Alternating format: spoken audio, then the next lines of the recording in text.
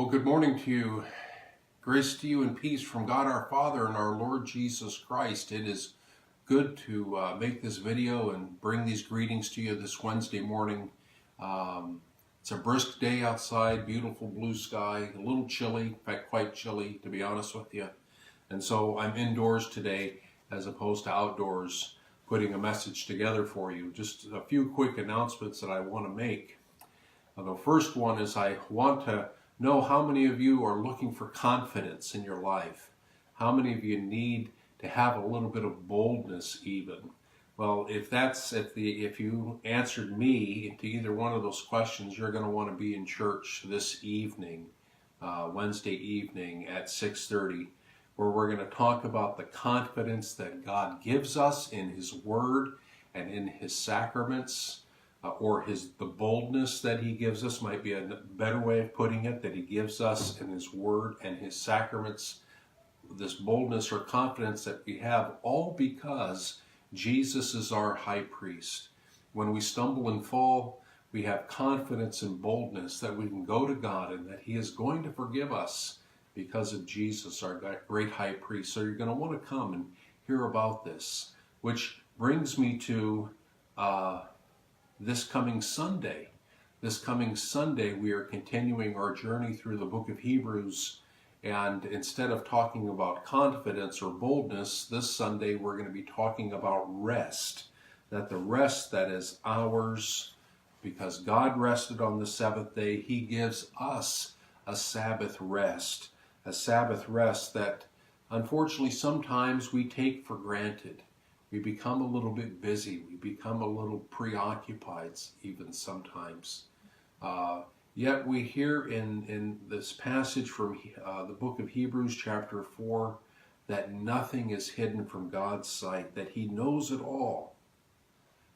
Yet even though sometimes we fail to believe or we tend to get a little preoccupied, He still invites us to come and to believe in Him, to confess Him in faith, and enter this promised rest that has been set aside, that is guaranteed for us, to everyone who believes. And so we want to come this Sunday and hear a little bit more about that. In ways of further announcements, I want to mention our school, Christ Lutheran School, is doing quite well. The kids are learning a lot. I just got through a couple of hours ago having a chapel service with them, a great bunch of kids. There's nothing like being in a setting where you've got 70 kids singing praises to God. It really is a lot of fun. However, the reason why I mention the school and the kids is because the school needs money to continue to operate. They do in fact operate on a shoestring.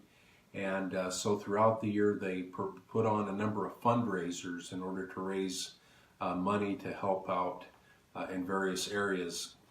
Next Thursday, the 25th of October, they're having one of those fundraisers, which is a spaghetti dinner. I'm told, I haven't tasted the food, but I'm told it is pretty fantastic and that people literally line up to partake of this wonderful meal of pasta and whatever else comes along with it. For a gift to the school of $7 or more, you can come in between the hours of 4 o'clock in the afternoon and 7 o'clock in the evening. You can eat here or you can take it to go, but come and be a part of this fundraiser for the school. That is just doing a wonderful ministry of implanting the Word of God in the lives of these kids and in the hearts of these kids. That is next Thursday, October 25th, between 4 and 7 p.m.